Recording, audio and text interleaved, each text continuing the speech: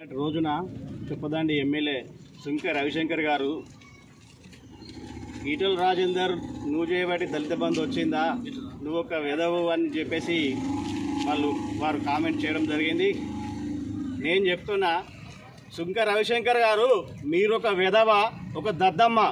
ఎందుకంటే దళిత బంధు ఈ హుజురాబాద్ నియోజకవర్గంలో కేసీఆర్ గారు ఎందుకు ప్రారంభించారు? మొన్న రైతు బీమా, రైతు బంధు ఇవి కూడా హుజురాబాద్లో ఎందుకు ప్రారంభించిండ్రు?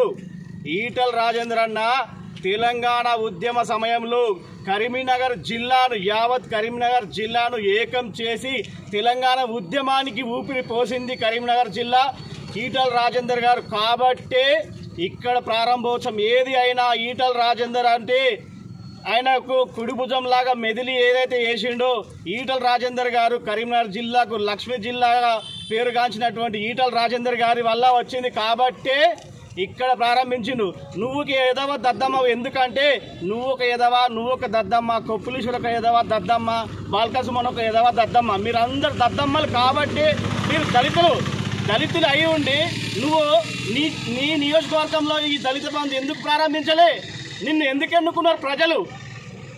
నువ్వు ఒక దళిత ఎమ్మెల్యే అయితే, దళితుల పక్షాన మీరైతే ఉంటే మీ నియోజకవర్గాల్లో ఈ దళిత బంధు అనేది ప్రారంభించాలి. ఈటల రాజేందర్ గారి దగ్గర ఎందుకు ప్రారంభించిండు?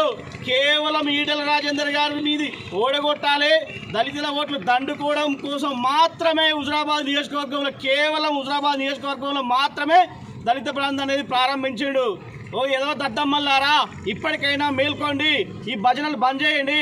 మీ నియోజకవర్గాల్లో ఉన్నటువంటి దళితుల కోసం ముందుకొచ్చి మీ నియోజకవర్గాల్లో రాష్ట్ర మంత్రి కాకపోయినా మీరు ఒక దళిత ఎమ్మెల్యేలు కాబట్టి కేవలం మీ నియోజకవర్గాలన్నా దళితులకు న్యాయం చేయండి. మిమ్మల్ని ఉరికించి కొట్టేలాగా వేసుకోకండి. ఒక దళితులు అయి ఉండి దళితుల పక్షాన్ని నిలవండి, దళితుల కోసం పాటుపడండి. మిమ్మల్ని ఎన్నుకున్న ప్రజలకు న్యాయం చేయండి. మొన్న బాల్కసుమన్ ఇక్కడ వచ్చి నువ్వు ఈ కమలాపూర్లో పండుగ కాదు బిడ్డ, నిన్ను గెలిపించిన ప్రజలకు న్యాయం చేయి. అక్కడ నీ నియోజకవర్గంలో ప్రజలంతా ఆగమైపోతుండ్రు, నువ్వు వచ్చి ఇక్కడ నాటకాలు చేసుకుంటావు. ఇక్కడ పండగ బిడ్డ పోయి నువ్వు ఒక దళితుని కాబట్టి నేను ఒక దళిత బిడ్డగా చెప్తున్నా, నిన్ను ప్రజలు ఎన్నుకున్నందుకు ప్రజలకు న్యాయం చేయమని సుంకె రవిశంకర్ గారు, మీరు ఈటల రాజేందర్ గారి మీద పేలినటువంటి మాటల్లో మీరు ఈటల రాజేందర్ గారికి క్షమాపణ చెప్పాలి.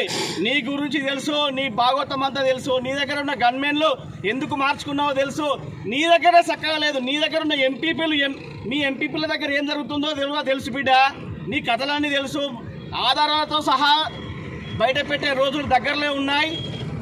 ఖబర్దార్ సుంకె రవిశంకర్ రెడ్డి, ఖబర్దార్ బాల్కసుమన్, ఖబర్దార్ కొప్పులీశ్వర్.